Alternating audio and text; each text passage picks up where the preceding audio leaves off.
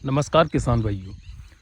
इस वीडियो में हम बात करेंगे कि मक्का की फसल में पहला खाद कब डालना चाहिए और कौन कौन से खाद हमें पहले खाद के रूप में डालना चाहिए, जिससे कि हमारी मक्का का जो पौधा है वो अच्छी तरीके से ग्रोथ कर सके और आगे जाकर हमें अपनी मक्का फसल से अच्छी पैदावार मिल सके। तो इसके बारे में इस वीडियो में हम पूरी डिटेल के साथ में बात करेंगे। तो आपसे निवेदन रहेगा कि आप इस वीडियो को अंत तक देखें ताकि आपको सारी जानकारी समझ में आ जाए। और वीडियो स्टार्ट करें उससे पहले फॉलो कर लीजिए, वीडियो को लाइक और अधिक से अधिक किसान भाइयों तक शेयर कीजिए।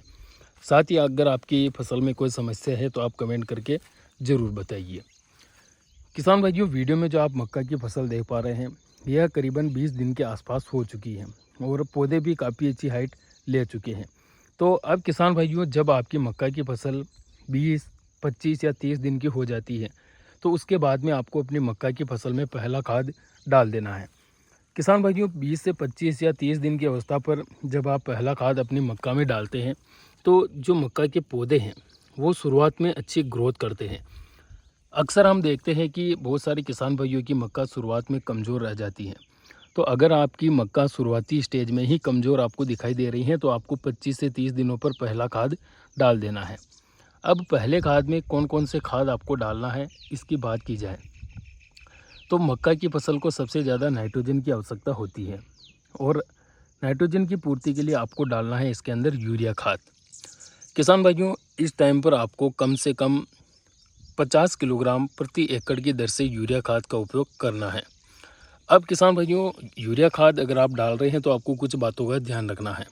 जैसे कि ये हमारा मक्का का प्लॉट है, इसमें अभी लगभग 40 से 50 मिनट पहले यहाँ पर बारिश हुई थी और अगर आप नमी देखेंगे तो पूरी मिट्टी गीली है। अगर आपकी मक्का की फसल में खेत में इस प्रकार से मिट्टी में नमी है तो आप पहला खाद डाल सकते हैं।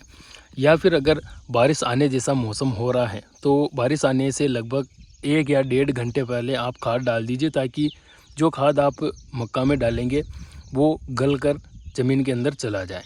क्योंकि अगर यूरिया खाद का दाना लंबे समय तक ऊपर ही पड़ा रहेगा तो वह हवा में वाष्पित हो जाएगा, उड़ जाएगा और आपकी फसल को भी उसका रिजल्ट नहीं मिलेगा।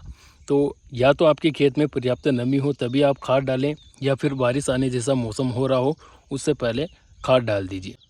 और किसान भाइयों, जो यूरिया खाद आप अपनी मक्का में डालेंगे उसके साथ में आपको जो एट्राजिन 50% WP खरपतवार नाशक पाउडर आता है उसको आपको मिला लेना है। अगर आप 50 किलोग्राम यूरिया खाद यानी कि 1 कट्टा यूरिया खाद का ले रहे हैं तो उसमें 500 ग्राम एट्राजिन पाउडर मिला लेना है और फिर अपनी मक्का फसल में उसको बिखेर देना है।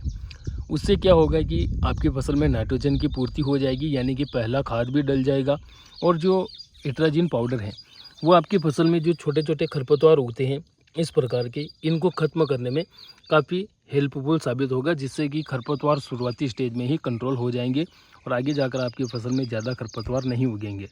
तो आप यूरिया खाद के साथ में एट्राजिन पाउडर मिलाकर डाल दीजिए।